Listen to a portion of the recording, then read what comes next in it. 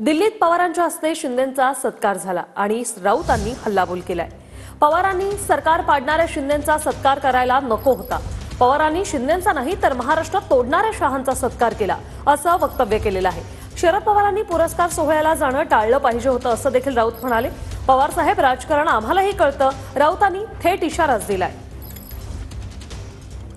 संजय राऊत यांनी पत्रकार परिषदेत हल्लाबोल केलेला आहे। थेट शरद पवार यांच्यावर त्यांनी टीका केलेली आहे। दिल्लीत पवारांच्या हस्ते शिंदेंचा सत्कार झाला आणि यानंतर राऊतांनी निशाणा साधला। पवारांनी सरकार पाडणाऱ्या शिंदेंचा सत्कार नको करायला हवा होता असं राऊत म्हणाले। एकनाथ शिंदे यांनी महाराष्ट्राचं सरकार पाडलं, बेईमानी केली। त्यांच्या कार्यक्रमाला शरद पवारांनी नाही जायला पाहिजे। ज्यांना आम्ही महाराष्ट्राचे शत्रू समजतो त्यांच्याबरोबर जे लोक खुलेआम बसलेले आहेत जाऊन, तर त्यांना अशा प्रकारचे सन्मान आपल्या हातून देणं हे महाराष्ट्राच्या अस्मितेला आणि स्वाभिमानाला धक्का लावणार आहे।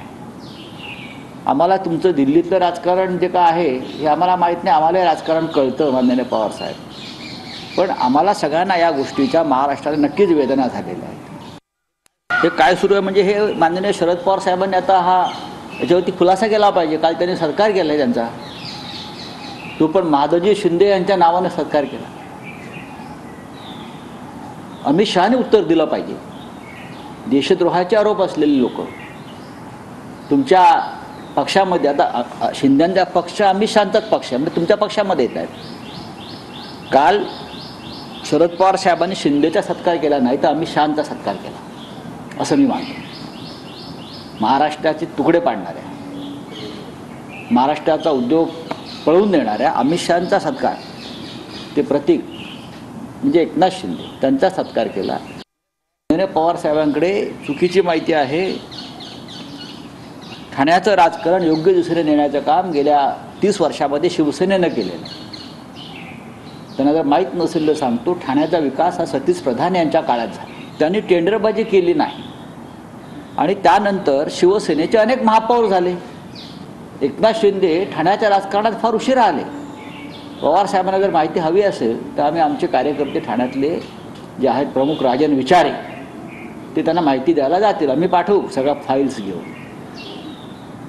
एकनाथ शिंदे हे फार उशिरा आमदार झाले, विधानसभेत आले आणि त्यानंतर ठाण्याची वाट लागायला सुरुवात झाली। ठाणे बिल्डरांच्या घशात गेलं।